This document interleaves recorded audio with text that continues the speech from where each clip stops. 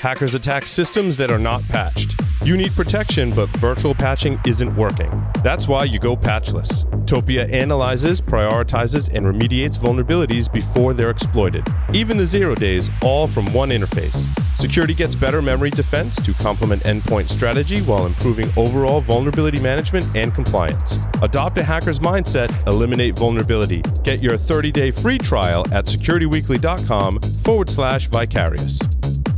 Want to be more thorough while also working faster? It doesn't matter if you're on the red or blue team, an augmented reality overlay can enable you to be more thorough and faster at the same time. No glasses, no goggles. Polarity delivers this superpower as an overlay on top of your existing workflow and tools. The free Community Edition connects to the data you care about to overlay the context you need to make informed decisions. Apply for early access today at securityweekly.com/polarity. Are you an enterprise dissatisfied with overpriced analytics software that can't keep up with modern data? If so, then GravWell is the solution for you. GravWell is an unstructured data analytics platform for enterprises who demand total data visibility across their network. GravWell lets your security team go beyond the SIM and fuse data sources to correlate and answer questions you didn't know needed to be asked. Go to gravwell.io/securityweekly for an unlimited data trial and gain uncompromising visibility today. Welcome back, everyone, to Paul's Security Weekly. Security Weekly, in partnership with the Cyber Risk Alliance, is excited to present Security Weekly Unlocked on December 10th, 2020. The inaugural edition of Security Weekly Unlocked also celebrates Security Weekly's 15-year anniversary. 15 is also the number of times it took me to say inaugural correctly. Our 15-year anniversary edition and Unlocked event will include talks from Ron and Cindy Gula, Kevin Finisterre, Vivek Ramachandran, and many, many more. The agenda is live. Visit securityweekly.com/unlocked. You can register for this completely free event, and it's very exciting. I'm excited for December 10th. It's going to be awesome. This segment is sponsored by Kenna Security. Please visit securityweekly.com/Kenna Security. Joining us from Kenna Security is Michael Roytman. Michael is responsible for building the company's core analytics functionality, focusing on security metrics, risk management, vulnerability measurement, and was named one of Forbes 30 Under 30. Today, he joins us for a segment on using artificial intelligence and machine learning effectively for information security. Michael, welcome to the show. Thank you. So, Michael, it's interesting because you are a self-proclaimed, not security practitioner by trade. So how did you come to be in information security? So I did math. I thought I was going to be a math professor for a long time. I did industrial engineering in undergrad. I went to a PhD program. That didn't go so well. I got distracted by startups and other things and dropped out after I got my master's, and I was working in fraud detection. Mm-hmm. And I didn't like that either because I'm an entitled millennial. I was 21 at the time. So I decided I wanted to work at a smaller company. Ed Bellis was just starting up Kenna Security at that time. I think it was 5 people. I met him for coffee, and he was like, "Do you know what a vulnerability is? Can you help me with these things?" And I was like, "You mean emotional vulnerabilities? What kind of interview is this? What's happening?" And he was like, "God, this is going to be a waste of an hour. I'm going to explain to you what a vulnerability is. You're going to talk to me about it for an hour, and we'll see what happens." And at the end of the hour, he was like, "Okay, that was okay. Let's talk again." And then he just didn't fire me. Been at it for about 8 years now. That's really awesome. And now today you are the chief data scientist at Kenna Security. That's really cool. And you've learned a lot of security on the way, but more importantly, applied your craft and of artificial intelligence and machine learning to the problems that we face today as information security professionals. So how did that all start? What was it like in the early days when you were learning security and trying to teach many of us in information security how you could help us? I was the Jonah Hill in Moneyball is what happened. A much slimmer Jonah Hill, but I was essentially the guy who doesn't really know baseball but knows the math methods. And Ed was the baseball player who was like, "All right, we're going to Moneyball this thing. How do we do that?" Right time, right place too. I think vulnerability management was in this CVSS. We got a lot of vulns, but we have scanners. Scanners are doing okay. Part of the world. up until about the 2010s. Ed Bellis was very vocal about this early on. And the problem just kept getting bigger and bigger, right? There's 145 CNAs publishing 20,000 vulnerabilities a year now, but very few of them are actually risky. And turns out signal to noise is not a security problem. It's an every field problem. It's just a math problem you solve with data science. But that's really interesting that we, how much we benefit from that. And so, Michael, describe for us, and many of us that aren't as close to data science, certainly as you are, and I know, Joff, you've covered some of this. I think Doug has kind of touched on it in the past, but what are some of the different methods and models for artificial intelligence and machine learning, and specifically kind of the set that more closely applies to some of the problems that we have in things like vulnerability management? So data science is actually pretty simple if you think about it. You can do two things with it, maybe more, but like two things that actually work in industry. One is you have a bunch of data, you want to group some stuff, you want to cluster them together, and you don't know what the right groups are. Like, is this threat actor? Is this piece of malware? And I've got like 400 data points. That's clustering algorithms. That's all unsupervised learning. That's like give the algorithms data, have them separate this stuff into groups. And then there's supervised algorithms, which is you've got a bunch of data and you want to predict some kind of outcome. Like, I mean, the classic example is it going to rain or not, right? You know, barometric pressure, the clouds, the city you're in, the topography, whatever data you want to have. You want to predict whether it's going to rain or not. The good news is that for every previous day, you know whether it rained or not. So you have that past outcome data set. And at Kenneth Security, we work purely in the supervised learning portion. And the supervision that we have is we know whether a vuln actually got successfully exploited. Like, did a box get popped somewhere in the world on this vulnerability is something that the IDS vendors, like the detect and response side of the house, has pretty rich data on. But before we came along, not a lot of people thought about using that data to build models for the preventative side. So we've got a whole bunch of vulnerability data generated by every scanner under the sun, nowadays by your VMwares, your CrowdStrikes, your Taniums. Every agent in the world is generating data about what you have and what vulnerabilities are there. Then you need an outcome measure. And it turns out the outcome measure just comes from the rest of security, which is your detect and respond, your SOC. They're tracking events all the time. Some of those events matter, some of those events don't. Once you grab all that data at scale, and by scale I mean globally, from like for example, we use Alien Vault's OSINT product. We grab all of the metadata they have and use that as an outcome measure.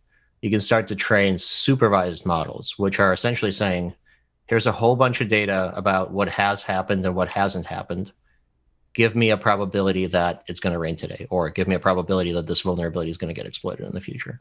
But the need for supervision comes from when we try and predict the weather, the variables are pretty well known. Don't really change that much in terms of barometric pressure, temperature.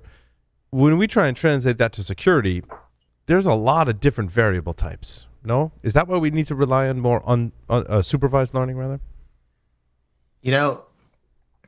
It's funny. The weather also changes all the time. Like, farming might be one of the only businesses. Dan Gear says this all the time. Farming is like one of the only things that's more unpredictable than security. It's true that like the 20 or so, or I don't know, 100 variables that the National Oceanic Administration uses to predict the weather don't really change much. But like, depending on where you are in the world and what has happened in the past 10 days, everything changes.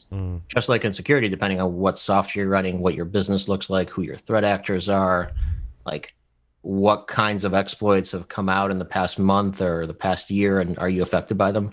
Those variables change so much, and there's so many interactions between them that on any given day, it might, like, weather forecasts are actually pretty terrible too. Like, maybe a day out, we're pretty good at knowing whether it's going to rain or not. But like, Google wherever you live and look at whether it's going to rain next week. Their confidence is like 10%, 20% at best. Like, they'll tell you 10% chance of rain. And like, what does that mean? That 10% of the time it might rain? So the further out you go, the harder it is to make a prediction. And when you're thinking about vulnerability management, an SLA for a vulnerability, might be 30 days, might be 90 days. So you have to have a pretty accurate sense of what the world will look like in 90 days. And that requires you to essentially predict the vulnerability landscape, not for, Chicago, Illinois, where I'm sitting, but for the entire nation, and try to think about how it'll change over the next 90 days. Global sensor telemetry data is essentially what we need in security. And I think for a lot of years, we thought there would be like sticks taxi sharing consortiums. I guess the ISACs have done a fairly good job of this, of like sharing that threat data. But in reality, the best way to do it would be to get every company to submit their SOC data to a centralized place and then build a model. That doesn't exist, but Kenna does. So it's like the next best thing.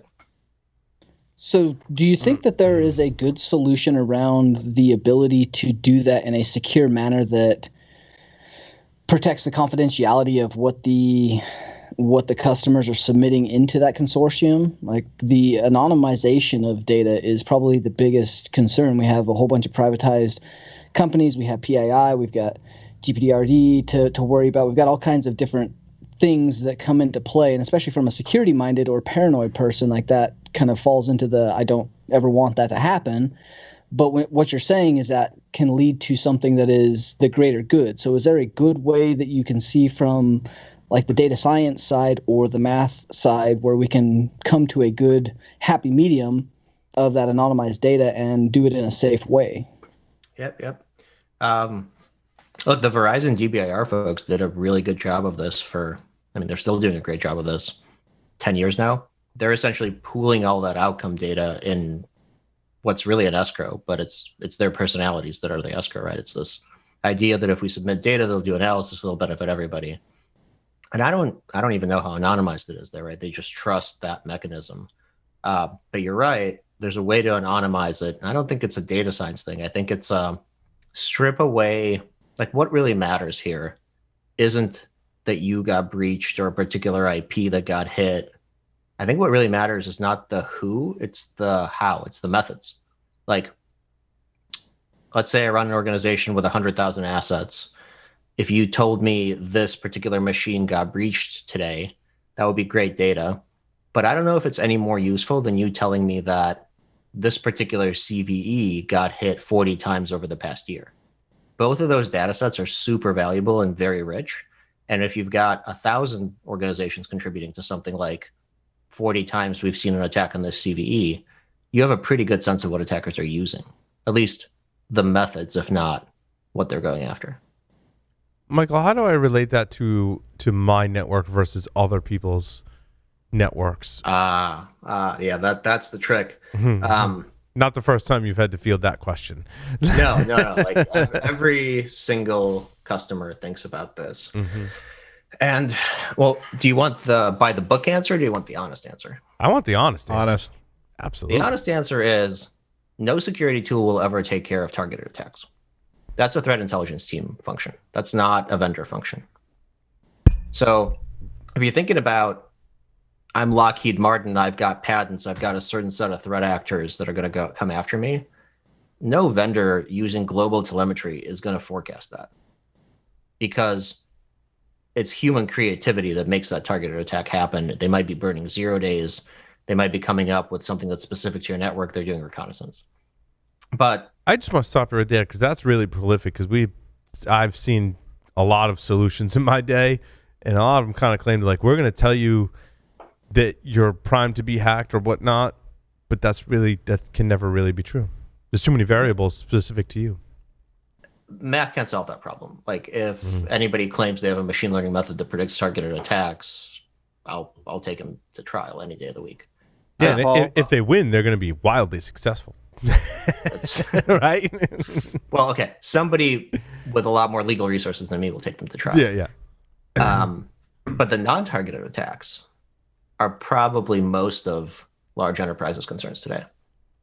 Like the Equifaxes and the TransUnions of the world, they don't think about, I mean, of course they have teams dedicated to thinking about targeted attacks, but the day-to-day, the real thing that causes financial harm is negligence. It's when you don't remediate a vulnerability that you know somebody else has gotten popped on. So do you think that there should be less focus and less emphasis on, say, APTs or the TTPs of specific threat actor groups or the supposed threat actor groups.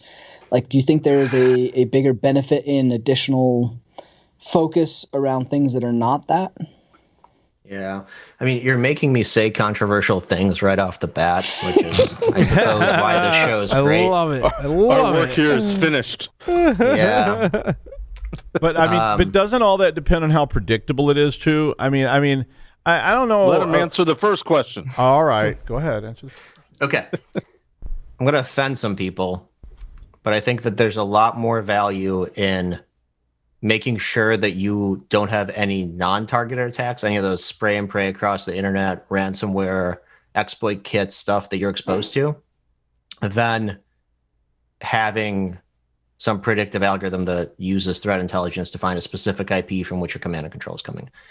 I guess the controversial thing that I want to say that I probably shouldn't say is that I think a lot of threat intelligence's value is marginal. It's from 95% to 97%. It's not how do we take care of the basics. Like, think about any large enterprise, and I doubt that there's a single one that doesn't have at least one vulnerability that can be hit across the internet by a Metasploit. I like this guy. We should bring him back more. I was distracted because you really look like Fisher Stevens, aka the Plague from the movie Hackers, and I think it's just your glasses and because I didn't get that vibe when we first met, right? But the lighting and the whole vibe, it's like it's a cultivated look for sure. For sure, the red light actually changes a lot. I'm just waiting for you to say, like, have no fear, I is here. Look, at some point I'm going to turn off the light and you'll see how much of a sham this really is. Yeah. No, but the engineering is also I'm answering from a really specific mindset, right? I'm answering from the mindset of, can machine learning help? And the answer is machine learning cannot help your targeted attacks. Folks like Exodus Intelligence or research groups across the security industry, they can help you with that. They know about things. They can predict 0 days. They write the 0 days. There are ways to do that. It's just not computers that are going to solve that problem for us. It's people. But the value, I believe, is by using machine learning algorithms, applying them appropriately, lets you understand your vulnerabilities that are likely to be hit in non-targeted attacks, which is still important and something that we need to do so that we can have time to focus on maybe defending against those targeted attacks, no? Oh, yeah. I think it's actually the most important thing we could do. The average enterprise has an asset density of 150 vulnerabilities per asset. It's like 150 to 200 vulnerabilities. The average enterprise has like, what, 20 to 100,000 assets. That's like the median of the distribution. Mm-hmm. If you think about that, that's millions of vulnerabilities. And the reality is that only about 1 to 2% of them are ever going to get used in an attack. The rest of them are like local access. You have to be on the network, user interaction for this one specific version of Acrobat that you might have a mitigation against. At best, a denial of service, the kinds of things like no exploit has ever been found or written for it. Even if there's a proof of concept exploit, attackers aren't using it in their exploit kits. There's tons of things that rule out vulnerabilities as risks. And yet CVSS 2 and 3 will tell us 40 to 50% of them are high and critical. So we're like panicking, spending our vulnerability management time, sending spreadsheets to IT, working on that. When the reality is there's 1 to 2% of those that matter. We have machine learning models that can predict the 1 to 2% that'll matter in a year. And then there's a whole bunch of targeted attacks that our threat intelligence teams need to take care of. But we're overloaded with the noise from scanners, from the National Vulnerability Database, from everybody and their mother yelling that, like, look, I have a logo. It's a new vulnerability. Panic, please. Give me shit's getting real here. I assume you have an alternative. Yeah. I hate logo vulnerabilities so much. Sorry. Think about where I'm coming from. I'm coming from a place where I don't actually know security. I'm just applying mathematical methods to the data that I'm seeing. And the data that I'm seeing is people's scan data. And also what they're actually remediating, what they're patching or cutting tickets for. And when you look at that, the vulnerability that we cast a really wide net, and we're not very efficient with the vulnerabilities we're fixing. So here's a good stat we did with the CNT Institute. That's Jay Jacobs and Wade Baker from the DBAR. We did like a research report with them. If you randomly pick a vulnerability and you remediate it, the chance that you've picked one that has an exploit or has been used in a successful exploitation is about 20%.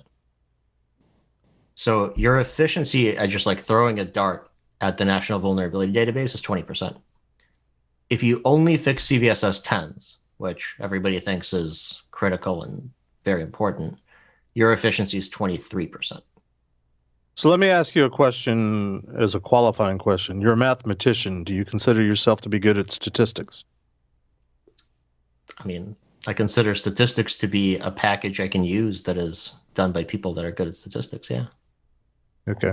So has there been any study, are you aware of any analysis of the small percentage of vulnerabilities that do, let's just say, bite companies? Are they, according to the CVSS score, are they in a particular range? Do they tend to be a particular value? Is CVSS scores a good guide in any way, shape, or form, aside from the fact that there's a proliferation of, 7s and aboves or whatever? Straight up, no. Not a useful tool for prioritization in any way.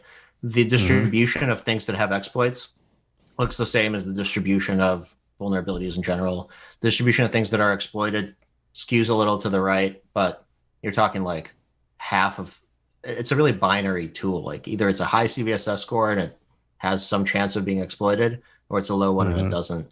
CVSS is really good at describing a vulnerability. You got those 6 subvectors that are like authentication, availability, confidentiality. That's data. That's great data that you can't get from just reading the vulnerability description, or you have to like make that inference yourself. Sounds like that's good data to feed into your models to use in your decision-making process, but not the ultimate guide.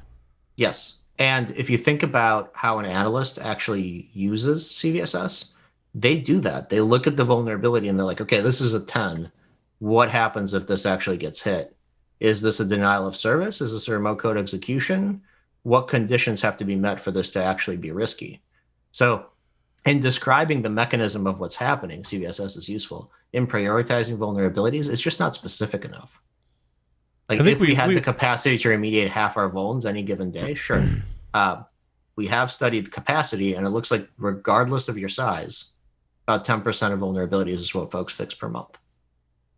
But the ones that are coming out are popping up. We established how subjective this really is, and I think already established that CVSS on its own is not a valid measure of whether or not you should patch a vulnerability. Yeah, no. I mean, so the question answer lies in the I kind of want to get down to though, and sorry to interrupt, but it really comes down to this: is for all of this stuff, does that 10%? Does it in fact line up with what people are actually applying their efforts to? And I think what you're saying is that it does not, and people are still shooting in the dark and still using CVS inappropriately. Yeah, for sure. Like when we study our customers, we did how are Kenna customers doing? Their efficiency, and that's like of the vulnerabilities they're cutting tickets for and actually remediating, how many of them have exploits or exploitation, averages out around 40%. And our whole mantra as a company is let's push that to 80, 90% if we can. Now there's a trade-off, right? You can't have 100% efficiency without sacrifice. So if you want to be 100% efficient, you can just fix one vulnerability a year, just fix Bluekeep. You're 100% efficient, but you fixed one vulnerability. So you don't reduce your risk that much. If you want to reduce all your risk, you could fix all your vulnerabilities, but that's super expensive because you've cast a really wide net. So that there's a trade-off between how efficient you are and how much of the risk you've covered.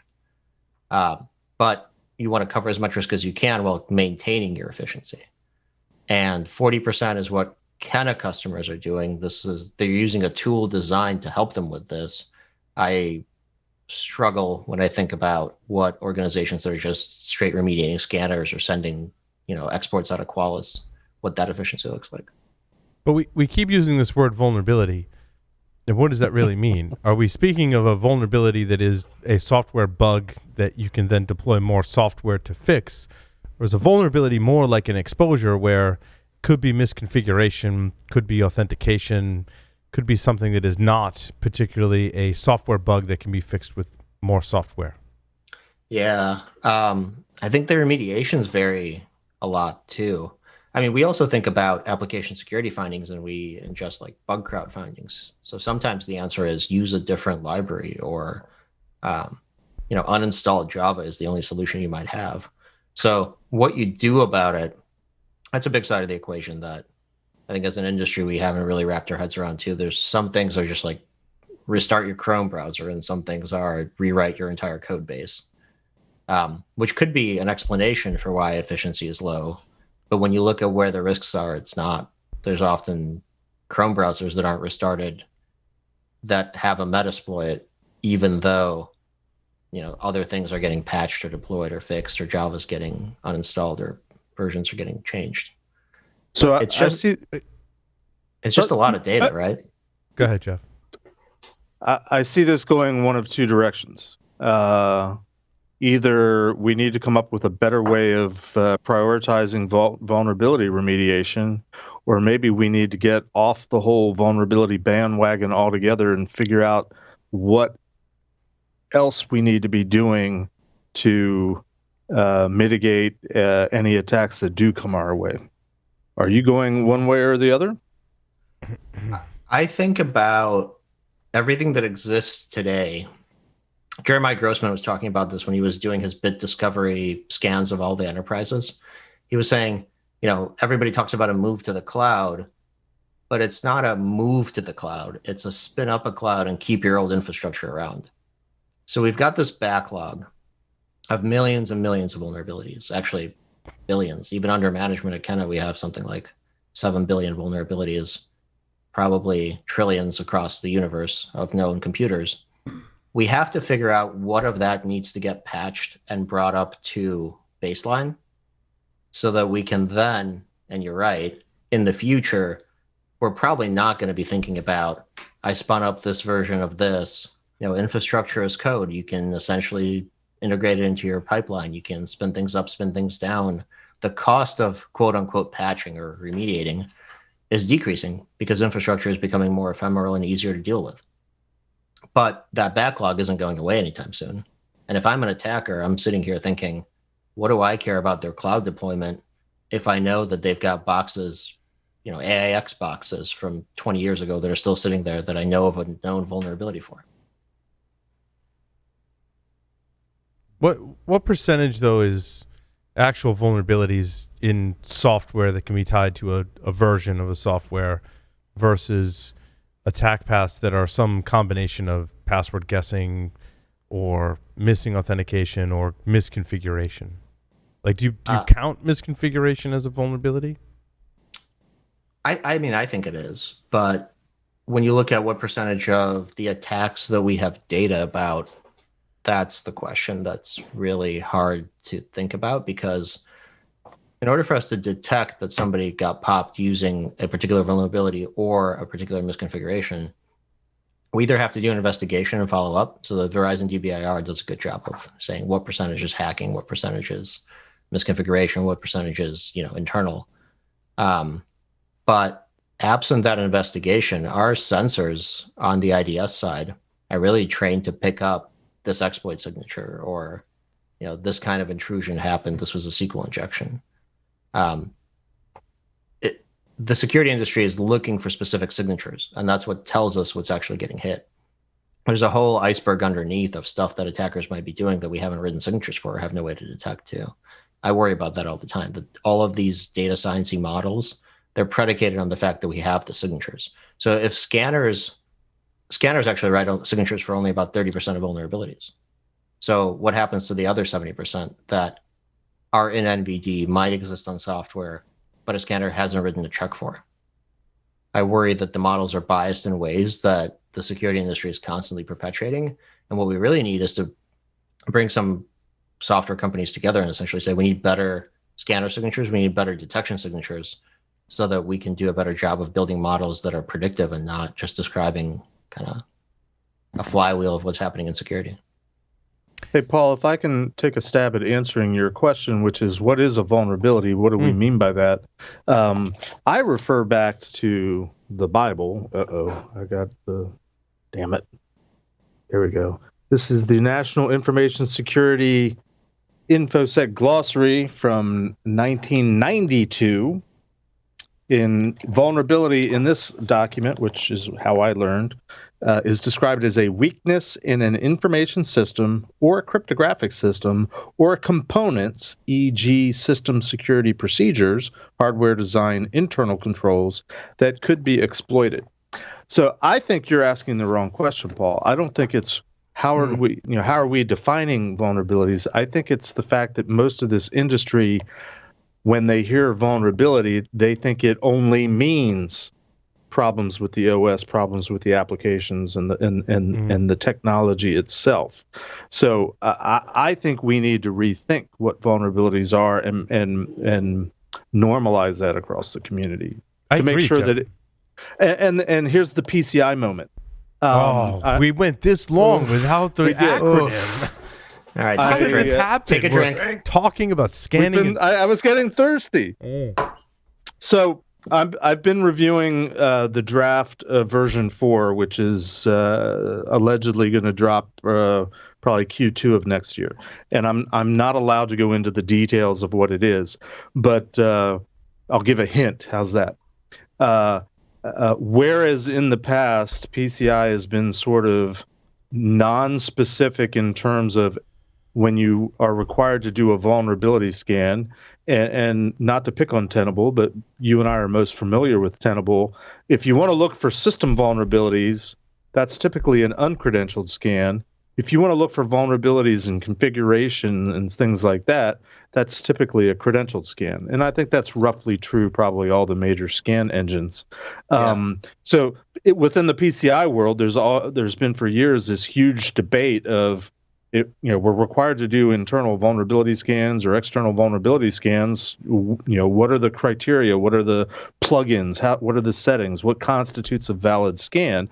And one of the big arguments has been whether it's a credentialed scan or not, largely because, what are you trying to look for? Are you looking for system vulnerabilities, or are you looking for other misconfiguration type vulnerabilities?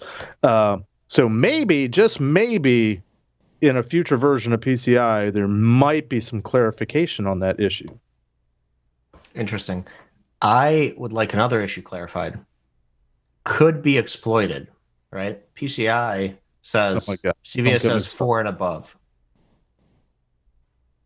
Depending on what you're looking at. But I would want that changed to has a solid chance of being exploited versus could be exploited. For all PCI, the too much work to do reasons. PCI external vulnerability scanning, so scanning of your internet-facing systems, the criteria for passing is 4.0 and above. That's the only place where that applies, that criteria. Internal vulnerability scanning, it's a different criteria. Penetration testing, that's where it mostly comes in. Penetration tests are supposed to be remediated to remove all vulnerabilities that were discovered to be exploitable. And we argue whether exploitable means the pen tester exploited them or not, or whether they simply did their fancy glorified vulnerability scan / assessment and discovered things that might be exploitable. But I don't want to derail the conversation on vulnerabilities. I want to ask Tyler and or Java a question. What was the last finding that pointed to a CVE number of a vulnerability you exploited on a pen test that got you domain admin? Oh, holy shit. That's beautiful, man. Oh, man. See, I got my picture of Australia straightened out, first of all. But I can read it now. Good God. I was like, what the hell? It looked better in Russian. It did. I honestly don't remember. I would say 90 to 95% of the time, if not greater, I end up exploiting misconfigurations for success. And rarely, if ever, it's almost a last resort. Do I have to go down the path of chasing actual software vulnerabilities and trying to exploit something? And it's just normally not something that I go into. Now, let me put a specific context around that. I do a lot of assumed compromised work where I'm on the inside of networks. If I am actually doing more of an internal pen test where I don't have a position on a machine that has access to an Active Directory, that sort of stuff, I may well be more inclined to chase after vulnerabilities that would give me some sort of purchase in the environment. And the same thing would be occurring if I'm external to the network, that I may be more inclined to chase after vulnerabilities. You're touching on a clarification question I wanted to ask you, Jeff, and this is not in any way judgmental. I'm genuinely curious. Your typical attack methodology, or Tyler, how much do you believe that you're emulating, the real bad guys out there? How much are you doing the types of things that people are typically going to be susceptible to from the real bad guys? I've actually read several reports recently along those lines to try to correlate between real threat actors and penetration testers, and whether there is a direct correlation of the tools, tactics, and techniques, procedures, and so on that are used. And the answer to that is a tremendous amount.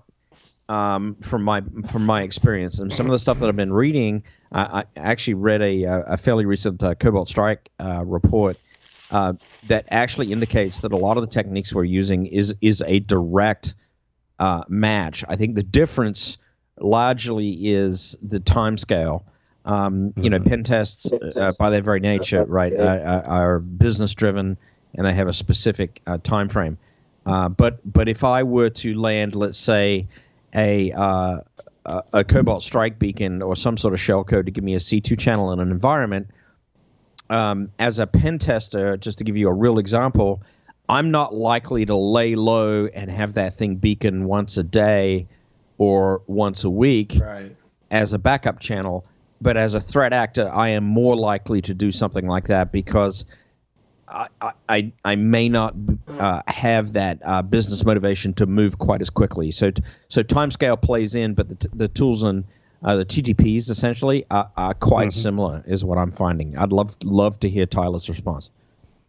I just wanted to say that rustling in the background was Tyler dumping beer in his lap and then wiping it up with a napkin, which I just thought was absolutely hilarious. Fantastic, just fantastic. I love the fact that you can see that. I can. We can hear it. See and hear it. Yeah. I would follow along like exactly with what Joff's saying. Like we always have, as pen testers or red teamers or whatever, we're always falling under a budget and time constraint. Now, one of the things that really does frustrate me though is the mantra of threat actors or nation states or whatever. They don't have time or budget.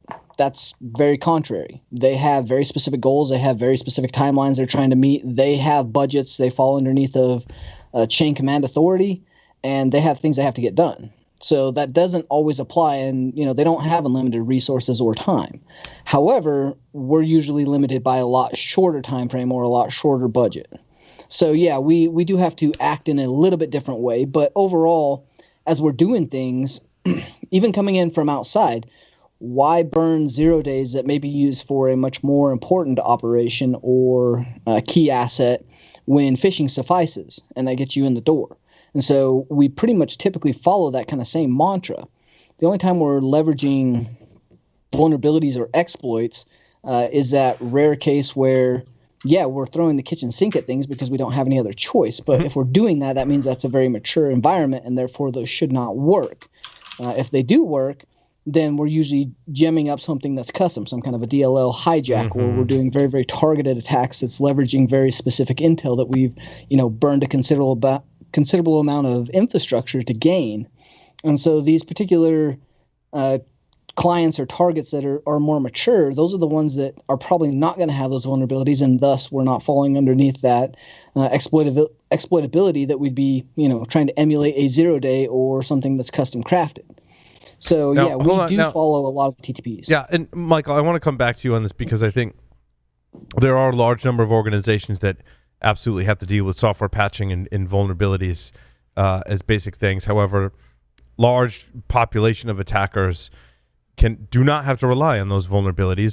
But I also think from a data science perspective and from a product perspective at Kenna, you take into account things that aren't necessarily software patches into your models. And I'm curious as to how you do that. Yeah, absolutely. I was actually pulling up a quote from the NSA Tailored Access Operations, and they're saying the exact same thing that you guys are. This is from Rob Joyce. He spoke at Usenix. He was saying our key to success is knowing the network better than the people who set it up. And the NSA tries all the known CVEs and SQL injections first. Their worst nightmare isn't a good vulnerability management practice. It's a sysadmin who pays attention. So they're looking for the gaps in attention.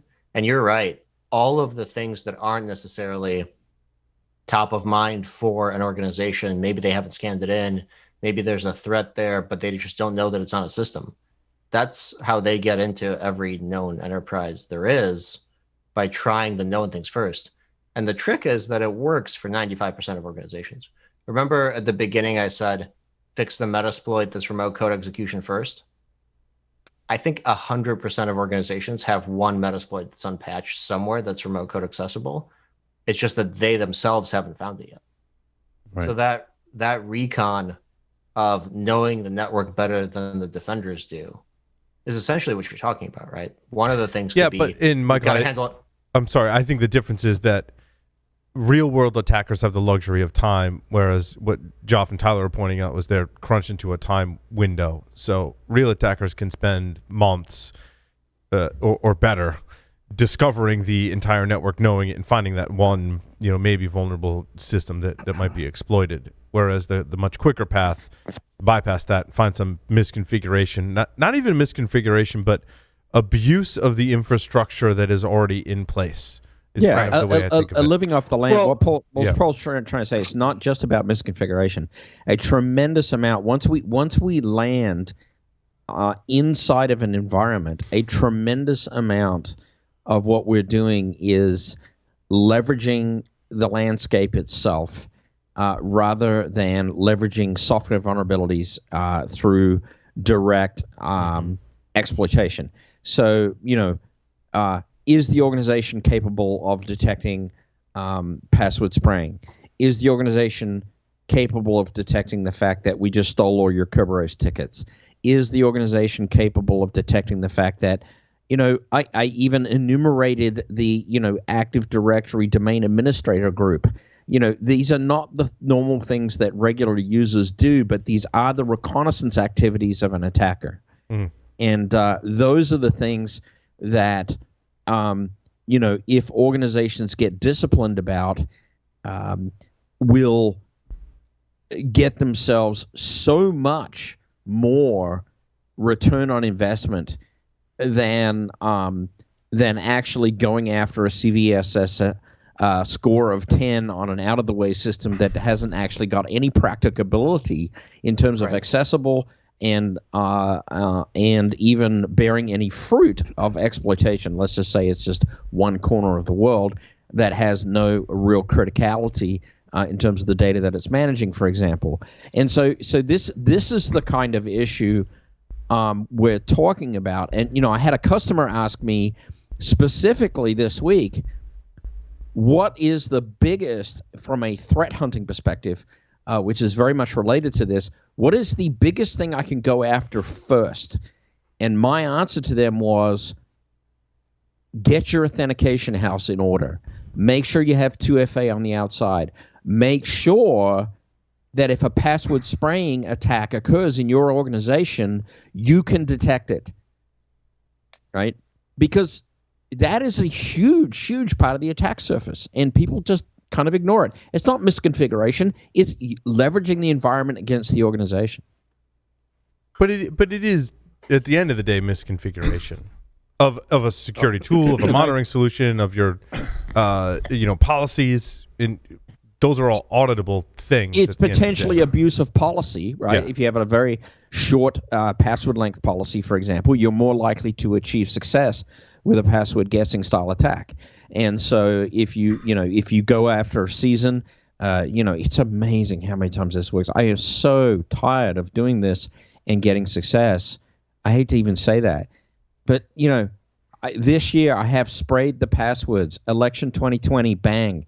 Trump 2020, bang. Winter 2020, bang. I get so much success out of that stuff. It's idiocy sometimes, that's the kind of thing we're looking at. And credentials are, frankly, they're a huge part of it. They're a really huge part of it. So what vulnerability finding in any scanning tool that Kenna is going to work their magic on is going to pop that people are using Election 2020 bang as a password? None. Zero. Right. Therein lies part of the problem. And I'm not picking on Kenna. I'm picking on our industry. I wanted to comment on what you said, Paul, about to add on or pile on to this whole the bad guys have all the time in the world. I think a lot of it has to do with, and this is sort of an 800-pound gorilla in my opinion, again for the whole industry, is if there's an adversary out there, an APT or whatever, that wants to go after Security Weekly Productions or Cyber Risk Alliance, they've got all the time in the world. They'll take all the time in their world. That's significantly different a problem to solve than there's bad guys out there that are trying to monetize by finding companies, organizations that are susceptible to ransomware, and they don't really care who they hit as long as they can be successful somewhere. So, I call that loosely the casual bad guy, targets of opportunity.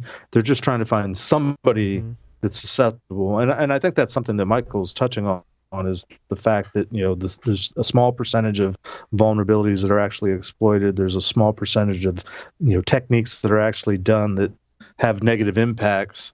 And I am wholeheartedly in agreement that we collectively need to be more efficient in trying to help companies fix the stuff that they're going to be susceptible to, with the caveat that if you've got that specific threat that's going after you specifically that has all the time in the world, there's sort of this law of diminishing returns. You can only do so much, and you can't afford to do everything you need to do, because they'll find a way. Thanks for bringing us full circle, Jeff. Because I really like this, and I think it really ties into what Michael was saying earlier, right? And Michael, I want to turn it over to you in 1 second. Is that what Jeff is saying, and largely what we're saying in this segment is you can't patch everything. Got to be smart about what you can patch in terms of vulnerabilities.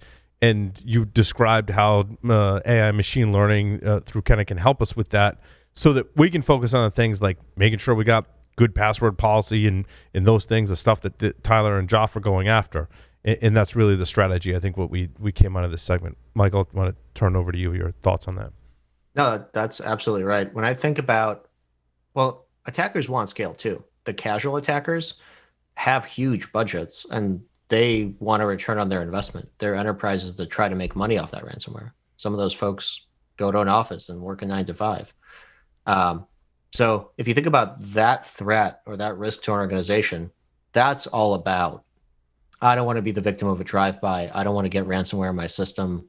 That's about figuring out which vulnerabilities are the highest probability of that initial intrusion, so that initial intrusion never happens. To me, that's the vulnerability management team's function. It's not, let's make sure that we've eradicated every vulnerability that could potentially get exploited in our system completely.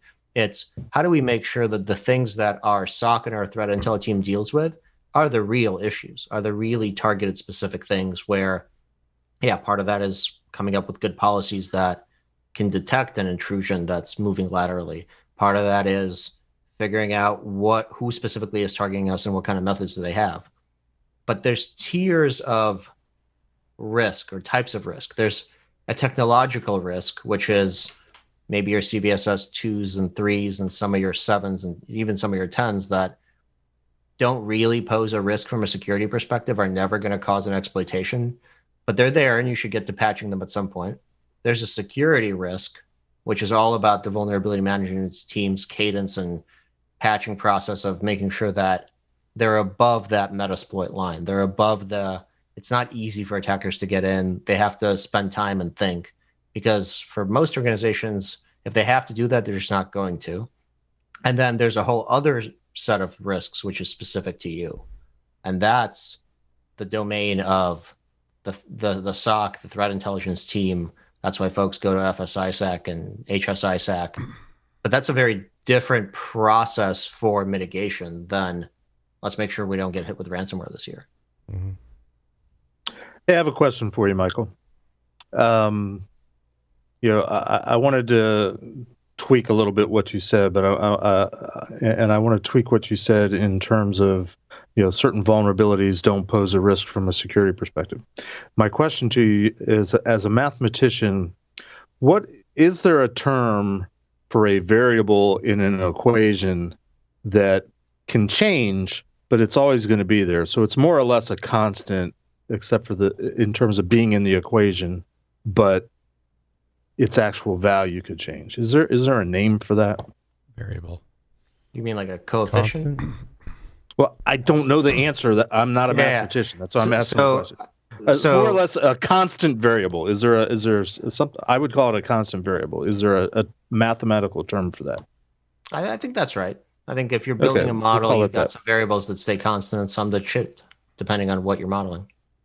So I have a DoD background. I learned a risk equation, which in very simple terms, risk is the function of vulnerabilities and threats take away and mitigated by what we used to call countermeasures. So my supposition is the vulnerabilities are there to stay. That's not going away. But our whole industry has been built about finding all the vulnerabilities and let's get rid of them all, and that's going to reduce our risk. What you're saying is vulnerabilities are here to stay. I agree with you. The threats aren't going to do anything with them, therefore the risk is low. Or, given that there's a threat that could be exploiting those vulnerabilities, that other piece, the countermeasure, the security, the monitoring, the detection, the something else, is what's going to drive down the risk, so that it's something that's palatable to the organization. They can live with it. So I completely agree with you. And I think what's missing from what I'm describing is that it's not a one-time, these things won't be risky. It is vulnerability management by itself is a real-time process. And that's the countermeasure. It's that you're monitoring all of these vulnerabilities, hopefully in real time. And as the threat actors change their tactics, you're changing what is risky and what isn't. And we've seen that happen. I mean, ransomware didn't exist 5 years ago. It wasn't really a threat vector. And the types of vulnerabilities that we cared about were the exploit kits in 2014, 2015, and what you could grab on the dark web. That's different now. Some of those are being used more. Some of those are being used less. New ones are entering. So the countermeasure we're deploying against the non-targeted attacks is essentially a real-time monitoring system that's measuring the risk. Just like your countermeasure for rain is not your umbrella. It's your weather forecast. It's the fact that the forecast updates all the time. And so today I'm thinking I'm going to go out tomorrow and go for a walk. But if in the morning I get an alert that says 80% chance of rain, I'm going to bring my umbrella. I'm going to actually do something about it. I'm going to remediate a vulnerability because the system has changed. So monitoring the risk is the countermeasure. Is what you're doing measuring the risk, or are you factoring in other components and variables that give a more accurate picture of the risk? So inherent risk is your chance of rain, right? That's what we're measuring when we look at the global attack surface, or which attacks are coming in and what our model is saying. And then residual risk is what's your actual exposure after all of your countermeasures are deployed. And your countermeasures could be that some things are external, some things are internal. We get that from the scanners, or we get that from customers themselves. It could be that you have mitigating controls in place for some of those vulnerabilities, or some of those assets are running, a block mode VMware Carbon Black module on it, and you know that it's not exposed to these 100 vulnerabilities, even though it has these 90 vulnerabilities. So we have to model the inherent risk, which is your baseline, and that's real time. That has to shift all the time. Then we have to model what countermeasures have you deployed, and what's left over is your actual exposure. It's your residual risk that you have to deal with. I guess I'm using it metaphorically, but the countermeasure of monitoring is essentially that the risk is always changing because attackers are always changing their tactics. We see this week in and week out. The volumes of what they're going after is shifting. And if you can be it's the OODA loop from John military Boyd. tactics, right? The faster your OODA loop, the better you are. That means monitoring the attackers too. So that's a continuous set of data on the right side of the equation. I've just been thinking about this, and is the right side the left side or the right side? Stop drinking, Paul, or drink more. I'm not sure. One of those will Paul's work. just trying to make a contribution because we've gone way over his head. Well, we've gone way over time. Is really what. Well, that's true. I know Jeff wouldn't let me ask my question an hour ago, but well, ask your question, No, and then okay, we'll. No. Ask your question. I'm more interesting when I drink, so I'm going to drink some more and ask your question. No, I was just making sure I understood what this was doing, which was that it's like a continuous equation that has weights, which is what Jeff was talking about earlier. So all these weighted things that's predicting a discrete outcome. So the discrete outcome on the left side is a 0 or a 1 that says this will or it will not be an attack. And all these things are constantly changing. So what you're doing is you're trying to reduce risk by looking at the moment and just saying at this instant, like predicting the weather, at this instant, here's what the equation looks like. There's all these, it's very complex. There's all these other factors that are like changing the weights constantly. So if you implement a countermeasure, it changes the weight of that particular thing. So it's this big, long equation, whole bunch of variables, whole bunch of weights, and they're all trying to predict a discrete outcome. I'm waiting for you to end that and be like, in aliens. Well, that's the plus. There's a Greek letter on the end of that. So plus epsilon on the end. That's the part you're looking for. Does that make sense, Michael? Or am I drunk? For sure. We run into this. I had a conversation with somebody who works at a large bank who likes to say they work at a large bank that can't be named. And he was saying, the thing is changing every day or every hour, the decision outcomes. But ultimately, I have to cut a ticket and tell somebody in IT operations to go do this thing or not. Mm-hmm. So how often do I reassess the situation? It's not just, ultimately, I'd love to reassess it every hour. But in the realities of a large organization where you have to cut a ticket and tell somebody to do it, that trades off with just like confusing the sysadmin, right, and telling them to do something and not do something. So there's a security and risk component to all of this, which is let's be as fast as we can. Let's monitor this in real time. Right. The equation is shifting. As soon as something pops up, there's an alert. Let's do it. There's also like people have to deploy the patch or fix the thing problem, and they might need some time to do that, which is the operational constraints. Right. And that's kind of that moment I was thinking about. It's just that there is this moment when you have to stop and say, okay, freeze, and you look at it, even though it's already changed and moved on. But I think that's really important that you have to start thinking about what those slices look like, or it's going to get just overwhelming. Agile vulnerability remediation scrums, maybe? Yeah, I agree. I like it. Thank you. No, but since you're about us going overtime first, I just don't we have questions to ask that are more important at this point? Namely 5 of them. We do. Oh. Michael, you ready to play 5 questions with Security Weekly? Yeah. Ready or not, here they come. 3 words to describe yourself. Do it. That's 1 word. Quick, which might be a misnomer.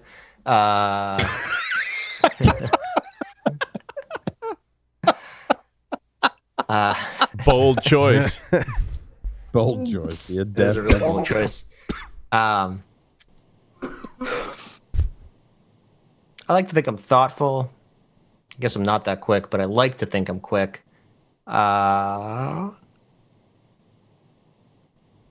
Experimental. If you were a serial killer, what would be your weapon of choice? After you thought about it for some time. Poison. I've thought about it for a while already. You have? Okay. It's poison. Pre-thought. If you wrote a book about yourself, what would the title be? Hmm. It's a good title. Growing up in America? Now you can apply machine learning algorithms to this next question. In all actuality, there are only two answers, and they are multiple choice. In the popular game of Ask Grabby Grabby, do you prefer to go first or second? Second. I watched the first segment and I thought about those answers. You can't be wrong if you go second. It's a continuous distribution, though. That is actually spoken as a true scientist right there. You Yes. cannot be wrong if you go second. That's exactly right. It's great. Michael, choose two celebrities to be your parents. Alive, dead, fictional, or otherwise. Fictional or otherwise. Well, Bill Murray has to be one of them. Oh, good brilliant. Yeah. Bill Murray and Chewbacca. Outstanding. That is Michael- the weirdest parents. Thank you so much for appearing on Paul Security Weekly this evening. For folks that want to learn more about Kenna Security, you can visit securityweekly.com/Kenna Security. Michael, thanks again. Thank you. Stay tuned. Security news coming up next.